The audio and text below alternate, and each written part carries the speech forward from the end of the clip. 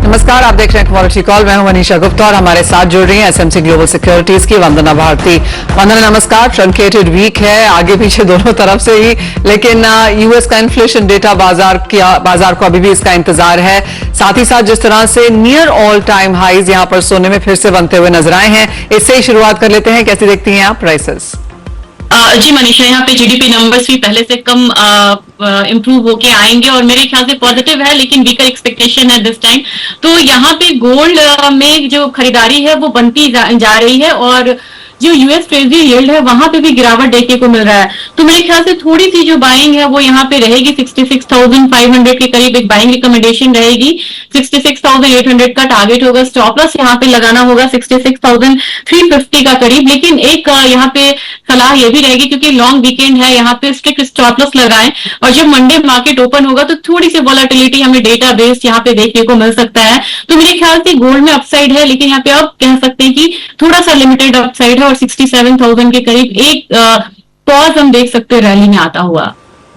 Alright, run up यहां पर रह सकता है, लेकिन इमीडिएट रनअप जहां पर देखने को मिला है वहां पर कुछ हल्का सा पॉज है। आज भी यहां पर तेजी अच्छी खासी है, आप देख सकते हैं 225 रुपए की बढ़त के साथ, और ऑल टाइम हाई से बहुत ज्यादा दूर नहीं है सोना, करीबन 300 रुपए की यहां पर दूरी है। और बाजार को लगता है कि ये वाले जो स्तर हैं आप शायद आज ही बनता हुआ देखें या फिर अगले हफ्ते में, डिपेंडिंग ऑन कि यूएस इन्फ्लेशन डेटा किस तरह से आता है।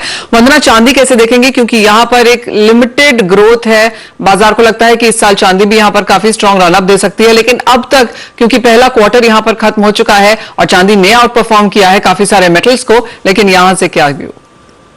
चांदी में मुझे लग रहा है कि अभी जो स्ट्रॉन्ग रनअप दिख रहा है गोल्ड में, वो चांदी में फिलहाल मिसिंग है। और आज के दिन भी पूरा सीसॉ मूवमेंट देखने को मिल रहा है। मैं कहूंगी बड़ी समझदारी से ट्रेड करना होगा। 75,500 के करीब 74,500 के करीब आती है कमोडिटी, तो बाइंग करें। हल्का सा यहाँ पे छोटा टारगेट रखना होगा 74,850 का। स्टॉप लॉस लगाना होगा 74,400 का यहाँ पे। और चांदी के बारे में मुझे लग रहा है मनीषा कि ये थोड़ा सा यहाँ पे करेक्ट होना चाहिए। एटलीस्ट मुझे लग रहा है कि 2,000 पॉइंट का शॉर्ट टर्म में यहाँ पे करेक्शन यहाँ पे ड्यू होना चाहिए चांदी में, और उस लेवल पे यानी कि 72,000 से 72,500 के लिए यहाँ पे वेट करना चाहिए। वहां पे जो मिड टर्म या लॉन्ग टर्म के लिए बाइंग के लिए सोच रहे हैं उन्हें वहां पे बाइंग करनी चाहिए। और मुझे लग रहा है कि अब जो नेक्स्ट जो एक्शन पैक जो रहेगा वो फोर्थ क्वार्टर ऑफ 2024 रहेगा। तो मुझे लग रहा है कि ये इस लेग में जितनी रैली आनी थी वो आई है। अब यहाँ पे थोड़ा सा इसमें भी पॉज आएगा रैली में, तो बेस्ट बाय जो है वो 72,000 72,500 के करीब बनेगा। ऑलराइट, और वंदना, एग्रीकल्चर स्पेस में कोई टॉप पिक जहां पर आपको लगता है कि एक्शन देखने को मिल पाएगा? जी हाँ, यहाँ पे टर्मरिक है। टर्मरिक में मुझे लग रहा है कि अराइवल्स यहाँ पे बढ़ रहे हैं और एक्सपोर्ट यहाँ पे नंबर्स जो है वो थोड़ा सा कम होके आया है। वहां पे लगातार हम लोगों ने करीब 20,000 के करीब से लगातार फॉल आता हुआ देखा है। 3,000 तक का फॉल आया है। मुझे लग रहा है कि प्राइसेस यहाँ पे और भी नीचे जा सकता है। 17,000 के करीब एक सेलिंग रिकमेंडेशन रहेगी। मुझे लग रहा है कि 16,500 से लेकर 16,200 तक मंदी यहाँ पे नीचे की तरफ आ सकता है। इसके लिए स्टॉप लॉस लगाना होगा 17,300 का। और मुझे लग रहा है कि इंट्राडे से लेके पोजिशनल यहाँ पे एक सेल कॉल बन गई है टर्मरिक में। ऑलराइट, तो बिकवाली टर्मरिक में करनी चाहिए, और आज भी गिरावट सामने ही है आपके 2.5% की मुनाफा वसूली, और यहां से भी भाव नीचे में जा सकते हैं। वंदना, साथ ही यहां पे एनर्जी मार्केट्स में क्या करने की राय देंगे? क्योंकि अगर मार्च का महीना देखें तो करीबन 7% की तेजी है, और इस क्वार्टर में अब तक 14 से 15% की बढ़त हम एनर्जी यानी कि कच्चे तेल में बनता हुआ देख चुके हैं। मुझे लग रहा है कि अब 6950 मुझे एमसीएक्स में लग रहा है कि एक काफी स्ट्रॉन्ग रेजिस्टेंस है। उसे क्रॉस करने के लिए बहुत बड़ा ट्रिगर चाहिए, क्योंकि यहाँ पे जितनी भी जो रैली आ रही है ये मोस्टली सप्लाई साइड ड्रिवन है, जो कि ज्यादा स्टेबल नहीं होती है। डिमांड से ज्यादा ये सप्लाई कट को लेके रैली आ रही है। तो मेरे ख्याल से आज के दिन भी बाइंग रिकमेंडेशन तो रहेगी इंट्राडे में। 6825 के करीब बाइंग रिकमेंडेशन रहेगी। 6880 का टारगेट होगा। स्टॉप लॉस लगाना होगा 6790 का। ये ट्रेडिंग स्ट्रैटेजीज है, लेकिन मुझे लग रहा है कि शॉर्ट टर्म में 6950 के करीब जाके रैली यहाँ पे एग्जॉस्ट हो सकती है, और नीचे की तरफ जो मार्केट है वो 6700 से 6650 का जो लेवल है वो टेस्ट कर सकता है। तो अपसाइड है यहाँ पे, लिमिटेड है, और अगर किसी को लॉन्ग टर्म के लिए बाइंग करनी है वो यहाँ पे करेक्शन का वेट कर सकते हैं। ओके, तो तेजी है यहाँ पर और डिप्स पे खरीदारी की राय अभी भी यहाँ पर एनर्जी मार्केट्स में बरकरार है। जैसा कि आप देख सकते हैं लगातार तेजी है। काफी सारे कंसर्न्स हैं यहाँ पर, जियोपॉलिटिक्स तो हैं ही, यूएस की इन्वेंट्रीज में भी जो बढ़त है वो उम्मीद से कम देखने को मिली बाजार को, और जो रेट कट का एक्शन बाजार जिसका इंतजार कर रहा है यूएस और यूरोपियन यूनियन दोनों से, उसका काफी सेंटिमेंट इंपैक्ट हमने अक्रॉस एसेट क्लासेस आते हुआ देखा है। लेकिन इसी के साथ एक ब्रेक का समय भी है। वंदना भारती हमारे साथ बरकरार हैं। ब्रेक के बाद हम जोड़ेंगे अपने दर्शकों को अपने साथ। नमस्कार, आप देख रहे हैं कमोडिटी कॉल। मैं हूं मनीषा गुप्ता और दर्शकों को जोड़ने का समय है। और सबसे पहले हमारे पास एक मैसेज आया है मयंक उपाध्याय का, लखनऊ से। सोने में निवेश करना चाहते हैं, जानना चाहते हैं क्या अभी भी सही समय है या एक डिप का इंतजार करें। वंदना, क्या राय है? निश्चित तौर पे इनको डिप का इंतजार करना चाहिए और मुझे लग रहा है कि एक बार 65,500 से 65,200 तक के जो लेवल्स हैं वो हमें देखने को मिल सकते हैं। तो वहां पे मैं राय दूंगी कि फिर से एक बार आप बाइंग करिए और 2024 में फिर नई ऊंचाई भी छू सकता है सोना, तो हर डिप पे आप बाइंग करके यहाँ पे चल सकते हैं। डिप कहां तक का इंतजार करें, क्योंकि ऑफकोर्स आपने पहले भी हमें बताया वंदना कि डिप पे यहां पर बाइंग करनी चाहिए, तो किस तरह के सपोर्ट लेवल्स हैं? और अगर, क्योंकि ये हाजिर में माल यहां पर लेना चाहते हैं, हाजिर में फिजिकल सोना खरीदना चाहते हैं, तो कहां तक दिवाली तक, इस साल के अंत तक सोना देखने को मिल सकता है? मुझे लग रहा है यहाँ पे कि फ्यूचर्स काफी प्रीमियम पे ट्रेड हो रहा है, तो एक तो ये फर्क भी आ जाएगा अगर ये हाजिर में लेना चाह रहे हैं। और 24 कैरेट के हिसाब से मुझे लग रहा है कि प्राइसेस नीचे में इस मार्केट में मुझे लग रहा है कि एक बार 65,000 तक के लेवल्स को दिखा सकता है और ये आने वाले क्वार्टर में, सेकंड क्वार्टर में हमें देखने को मिल सकता है यहाँ पे 65,000 से 64,800 तक। दिवाली तक मुझे लग रहा है जो फोर्थ क्वार्टर होगा वो काफी एक्शन पैक होगा, चाहे वो सोना हो या चांदी हो।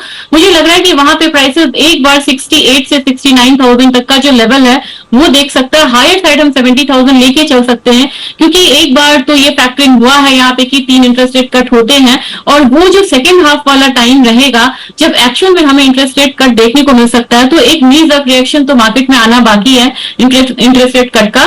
तो 65,000 64,800 के करीब यहाँ पे आप बाइंग कर सकते हैं और टारगेट यहाँ पे कम से कम 68,000 से 70,000 तक का लेके चल सकते हैं इजीली सोने में।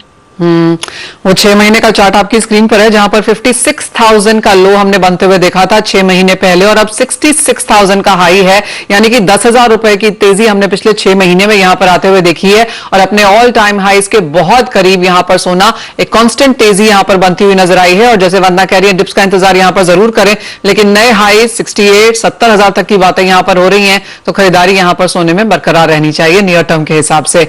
वंदना, एक और मैसेज आया है, ये माधव सिंह जी का है, जलावर राजस्थान से। किसान हैं और धनिये की 150 बोरी इनके पास पड़ी है, जानना चाहते हैं कि कब तक होल्ड करें, किस तरह का दाम यहां पर मिल पाएंगे? बहुत अच्छी कमोडिटी है, प्रोडक्शन कम है इस बार और एक रेंज में है। अभी जितनी भी स्पाइसेस है रेंज में है, क्योंकि एक्सपोर्ट का ट्रिगर यहाँ पे मिसिंग है, जो कि अभी थोड़े दिन पहले बढ़िया था यहाँ पे। मेरे ख्याल से यहाँ पे फेस्टिवल सीजन अप्रोचिंग ऑलरेडी है यहाँ पे और वेडिंग सीजन भी यहाँ पे आ रहा है, तो स्पाइसेस में जो भी हो, टर्मरिक हो और धनिया हो, दोनों में मुझे लग रहा है कि कब से ट्रिगर देखने को मिलेगा। जीरा में भी सप्लाई साइड ज्यादा है, तो धनिया में मुझे लग रहा है कि कम से कम इन्हें 74-7300 के लेवल्स पे एक बार बाय में रहना चाहिए और अगर ये किसान है तो ये होल्ड करके चले। आने वाला अगर हम यहाँ पे मॉनसून सीजन को ले लेते हैं, यानी कि जून जुलाई तक का अगर टाइम हम ले लें, तो मुझे लग रहा है कि प्राइसेस एक बार 8400 तक जा सकता है एमसीडीएक्स धनिया। एक और सवाल है और इनके पास भी हाजिर माल पड़ा हुआ है। सुरेश जी लिखते हैं अकोला महाराष्ट्र से कि सोयाबीन है इनके पास 200 क्विंटल पड़ा हुआ। ऑफ कोर्स ये कमोडिटी फ्यूचर्स में ट्रेड नहीं होती है, लेकिन वंदना कैसे देखती हैं आप सोयाबीन के प्राइसेस, क्योंकि चाहे सरसों हो या सोयाबीन कुछ गिरावट जरूर भावों में देखने को मिली है और कईयों के पास यहां पर हाजिर में माल पड़ा ही होगा।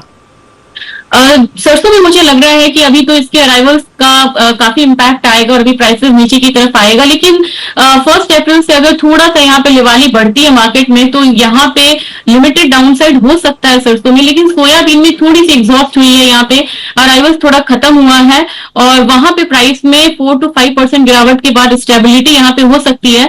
लेकिन बाहर का माल बहुत ज्यादा यहाँ पे आ रहा है, बहुत ज्यादा इम्पोर्ट ऑलरेडी हो चुका है, तो बहुत ज्यादा हायर साइड देखने को नहीं मिलेगा। एक चीज मुझे ट्रिगर कर रहा है पूरे ऑयल सीड काउंटर में। अगर यहाँ पे हम वीकली या मंथली चार्ट देखें, पॉम ऑयल बहुत लॉन्ग कंसोलिडेशन में है और वहां पे मुझे लग रहा है कि एक ब्रेकआउट की संभावना है, जो कि अर्ली यहाँ पे इंडिकेशन दे रहा है सारे ही ऑयल पैक में। तो मुझे लग रहा है कि एक इंडिकेशन है कि वहां पे हम 5 to 10% तक की रैली आता हुआ देखें, जो कि यहाँ पे जो गिरावट है मस्टर्ड सीड हो चाहे सोयाबीन हो उसको संभाल सकता है। तो मेरे ख्याल से यहाँ पे 5 to 6% की गिरावट और यहाँ पे हो सकती है। लेकिन अगर हम मानसून सीजन तक अगेन यहाँ पे हम रहते हैं तो मुझे लग रहा है कि वहां पे प्राइसेस थोड़ा सा संभलता हुआ नजर आएगा और ये जो अराइवल प्रेशर है ये वाला सीजन भी वहां तक चला जाएगा और लीन सीजन की तरफ हम बढ़ेंगे। ऑलराइट, तो यहां से भी कुछ गिरावट की एक्सपेक्टेशन 5 से 6% और यहां पर हल्का हो सकता है खाने के तेलों के प्राइसेस, तो वहां पर नजर बना के रखें। वंदना, जाते जाते एक सेंस आपसे यहां पर मसालों पर भी लेना चाहेंगे। ऑफकोर्स धनिया पर तो हमने बात यहां पर की ही है, हल्दी में आपकी कॉल भी थी, लेकिन यहां पर अब जीरे में क्या व्यू है? मुझे जीरा में लग रहा है कि यहाँ पे डाउनसाइड लेवल ये बना रहा है, कंसोलिडेशन बना रहा है, सपोर्ट यहाँ पे बात हो रही थी कि 20,000 को भी यहाँ पे तोड़ तो नहीं देगा। मुझे लग रहा है कि 21-22,000 एक बहुत बढ़िया जोन रहेगा जहाँ पे स्टेबिलिटी आ जाएगी प्राइसेस में। इंटरनेशनल मार्केट में जीरा यहाँ पे कॉम्पिटिटिव हो चुका है, ये एक पॉजिटिव न्यूज है। और दूसरी बात यह है कि स्पॉट मार्केट पे अगर यहाँ पे बाइंग बढ़ती है तो यहाँ पर ट्रिगर आ सकता है और मैं यहाँ पे बहुत ज्यादा बिकवाली की राय नहीं दूंगी। मुझे लग रहा है कि हर हायर साइड पे एक बिकवाली आती है, एक रेंज भी कमोडिटी गुआर की तरह बिहेव कर रहा है कि अगर 23,000 के करीब या 22,500 के करीब आता है तो बाइंग बनती है और ऊपर में 25,000 की तरफ से एक बिकवाली होती है। लेकिन जो यहाँ पे लॉन्ग टर्म का सोच के चल रहे हैं उन्हें राय यही रहेगी करीब करीब 22,500 22,800 के बीच में आप यहाँ पे बाइंग में जा सकते हैं। और मुझे लग रहा है कि अगर हम 2 महीने का टाइम फ्रेम ले तो ये कमोडिटी में हम 28,000 तक के लेवल्स को आता हुआ देख सकते हैं। तो बहुत ज्यादा मैं बियरिश जीरे में नहीं हूं, मुझे लग रहा है कि 1,000-2,000 की गिरावट मैक्सिमम यहाँ पे होगी, उसके बाद हमें अपसाइड देखने को मिलेगा इस कमोडिटी में। चलिए, जीरे के फार्मर्स और जीरे के ट्रेडर्स के लिए अच्छी खबर है क्योंकि बहुत बड़े हाइस के बाद बहुत बड़ा लो यहां पर बनता हुआ नजर आया है, तो कुछ स्टेबिलिटी ऑफ कोर्स एक गुड न्यूज की तरह से आएगी। वंदना, बहुत शुक्रिया साथ जुड़ने के लिए। तमाम कमोडिटीज पर राय के लिए भी एक ब्रेक का समय है, हम लौटेंगे तो लेकर आएंगे आवाज समाचार।